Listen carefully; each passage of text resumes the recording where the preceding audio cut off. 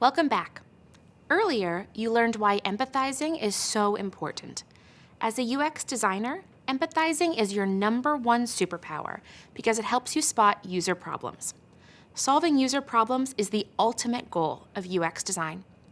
But how do you even know if a problem is really a problem? Let's jump right in. Think about New Year's resolutions. Most of us set goals at the beginning of the year, but how many of us keep those goals? Well, it turns out not many. 80% of New Year's resolutions fail because they are not clear or we set unrealistic expectations. UX designers face similar challenges when setting goals. To make sure you're tackling something you can impact, set clear and actionable goals by focusing on user problems. So, let's identify those user problems. By now, one thing should be pretty clear. UX design is all about the user. You're always designing for the user. But who is the user, and what are their struggles? To find out, you need to be a bit of a mind reader. Okay, you don't exactly have to read minds, but you do need to use your superpower, your ability to empathize. You need to do research to get into the user's head and understand where they're coming from. You also have to anticipate both the needs that users know they have and the needs they don't know they have. That's weird, right? How do users not know what they need? Well, here's an example.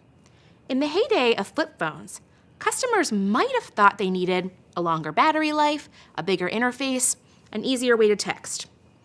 But they had no idea they needed smartphones. Most of us didn't even know smartphones were possible.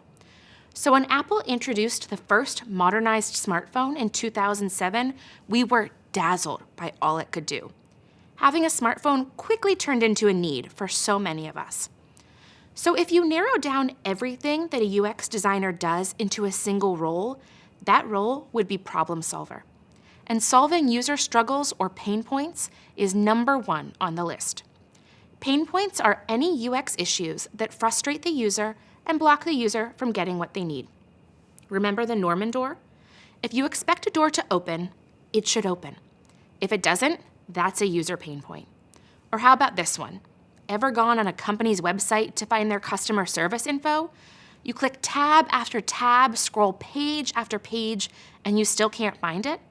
That's a user pain point. Most pain points fall into one of 4 categories. Financial pain points are user problems related to, you guessed it, money. If you've ever gotten lost in an online article only to be rudely interrupted by a paywall, you know all about these. There are also product pain points. These are usually quality issues related to the product. Norman doors fall into this category. Next up, there are process pain points. These are frustrations that stop the user going from point A to point B. For example, have you ever shopped online and struggled to get the item you want to check out? That's a process pain point, and that could mean the business loses a customer. And finally, there are support pain points. When users interact with your product, they might have questions. If they can't find answers to their questions, they won't feel supported. Customer service information that's hidden on a website falls into this category. Remember when I said designers need to read minds? Well, we also need to read hearts. I think it's safe to say that we've all experienced these kinds of pain points. We know how it feels. As a designer, you need to know how it feels for your user. In other words, you need to have empathy for your user. Think back to the door experiment. Opening the door may not always be easy. What if our user is in a wheelchair? What if they can't reach the knob? What if they don't have enough strength? You want to account for all users. Let's think back to an empathy map. Empathy maps show us what the user thinks, says, does, and feels.